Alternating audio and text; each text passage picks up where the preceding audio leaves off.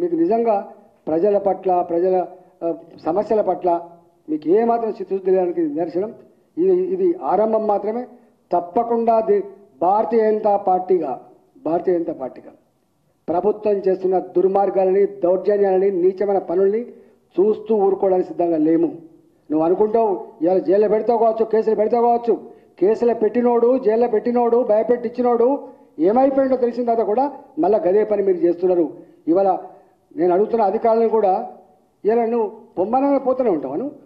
నువ్వు ఏం ఎంఆర్ఓవు, నువ్వు ఏం ఆర్టీఓవు, నువ్వు ఏం కలెక్టర్, నువ్వు ఏం సిపిలు, మీరు ఎవరి మీద దౌర్జన్యం చేస్తున్నారు? మీరు చట్టం లేదా, సిస్టమ్ లేదా, పద్ధతి లేదా మీకు? గతంలో బాధ్యత మరిచిన అధికారులు, సిస్టమ్ మరిచిన అధికారులు, చట్టాన్ని మర్చిపోయిన అధికారులు బానిస లెక్క పనిచేస్తే గతంలో జైలు పాలైన ఐఏఎస్ ఆఫీసర్లు ఇవాళ కూడా మళ్ళీ జైలు పాలవుతున్నారు. ఖబర్దార్ అని చెప్పి హెచ్చరిస్తా ఉన్నా. ప్రభుత్వ అధికారులుగా నేను ఎవరికి వ్యతిరేకం కాదు, కానీ ప్రభుత్వ అధికారులుగా మీరు గనక పైనుంచి ప్రెషర్ ఉంది, పైనుంచి ఆదేశాలు ఉన్నాయని చెప్పి పేదల మీద దౌర్జన్యం చేసే ప్రయత్నం చేస్తే ఖబర్దార్ అని చెప్పి హెచ్చరిస్తా ఉన్నా. మీరు ప్రజల సొమ్ముతో జీతం తీసుకొని బతికేవాళ్ళు, మీరు ప్రజల మీద దౌర్జన్యం చేయడానికి వచ్చిన మీరు.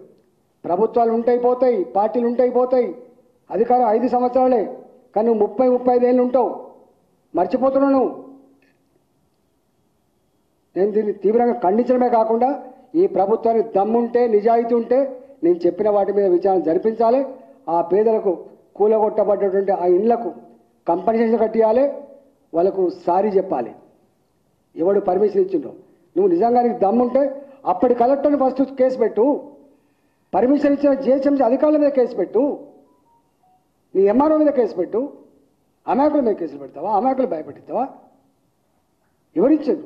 నిజంగానే వాటికనే కట్టుకున్నారు, ఏమి లేని కూలగొట్టినాడో అర్థం ఉంది. అన్నీ ఉండగా మొత్తం అన్నిటికన్నీ మీకు ప్రొవైడ్ చేస్తాను. నేను కేర్ఫుల్గా ఉండమని చెప్పి హెచ్చరిస్తున్నా. అధికారం నీకు 1 ఏళ్ళు ఇచ్చినా, నీకు 5 ఏళ్ళు ఇచ్చిండ్రు, మంచిగా చేయమని చెప్పి ఇచ్చిండ్రు. నేను అంటున్నా, ముఖ్యమంత్రి గారికి ఈ విషయం తెలుసా తెలియదు నాకు తెలియదు, కానీ మున్సిపల్ అడ్మినిస్ట్రేషన్ మినిస్టర్గా దీని మీద స్పందించాలని చెప్పి నేను కోరుతున్నా. విచారణ జరిపించమని చెప్పి కోరుతున్నా. ఇప్పుడు 350 ఉన్నాయి, కేవలం పిన్ పాయింటెడ్గా కొన్నింటినే కూలగొట్టింది. అంటే రాజకీయ కక్ష స్పష్టంగా కనబడతా. మల్లారెడ్డి గారు పాపం నేను సాక్షినండి అన్నాడు. నారగోని గారు నేను సాక్షి సార్ అన్నాడు. ఆయన శశిధరెడ్డి సాక్షి. ఇక్కడ 35 ఏళ్ళుగా తొండలు గుడ్లు పెట్టని ఆనాడు ఎకరం భూమి 5,000కు 10,000 ఎకరం ఉన్నప్పుడు పోయిన బాపతల్లి ఇల్లు పర్వతాపురం. ఇవాళ రావచ్చు 50,000 గజం కావచ్చు, ఇలా కొంచెం డెవలప్ కాగానే పెరగవచ్చు. కానీ నేను ఈ అధికారుల చర్యను ఖండిస్తున్నా. బానిస లెక్క ప్రవర్తించే, బానిస లెక్క పనిచేసేటువంటి అధికారులు తప్పకుండా రేపు పనిష్మెంట్ ఉండడానికి గుర్తు పెట్టుకోమని చెప్పి కోరుతున్నాను. నేను చట్టం ప్రకారం పనిచేయమని చెప్పి కోరుతున్నా, సిస్టమ్ ప్రకారం పనిచేయమని చెప్పి కోరుతున్నా. ప్రభుత్వం కూడా ఇవాళ దీని మీద వెంటనే విచారణ జరిపించాలి.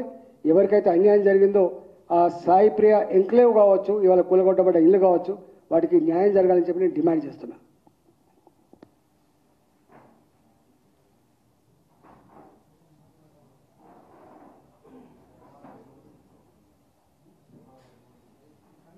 ప్రొవైడ్ చేస్తా. ఎంఆర్ఓ గారు ఇప్పటికి కూలగొట్టిన ఎంఆర్ఓ ఆయన ఎంఆర్ఓనే, ఎన్ఓసి ఇచ్చింది కూడా ఒక ఎంఆర్ఓనే. అన్ని కాగితాలు మొత్తం మీరు వాటికి అన్ని ఇచ్చి అది చేయండి. దమ్ముంటే విచారణ చేయమని చెప్పి కోరుతున్నాను. మీకు దమ్ముంటే, మీకు ప్రజల మీద ఇష్టం ఉంటే, సిస్టమ్ నడపటంలో అయితే దీని మీద విచారణ చేయండి.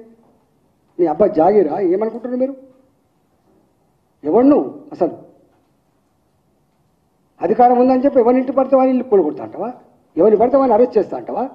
బెదిరిస్తావా? కుటుంబాలు బతుకుతున్నది కూడా చూడవు నువ్వు. పిల్లలు కూలగొడతావా నువ్వు? భయపడితో కాంపౌండ్ వాళ్ళు కూలగొట్టాలి, ఒక గోడ కూలగొట్టాలి, ఇగో ఇది హెచ్చరిక అని చెప్పి రావాలి. పిల్లలు కూలగొట్టినండి. రెవెన్యూ అధికారులని సీరియస్గా హెచ్చరిస్తున్నా, బానిస లెక్క పనిచేయకండి, మంచిది కాదు. మీకు మీరు అనుకుంటున్నారు ఎప్పుడో ప్రజాగ్రహానికి గురికాక తప్పదని చెప్పి హెచ్చరిస్తున్నా. మీకు బీ కేర్ఫుల్.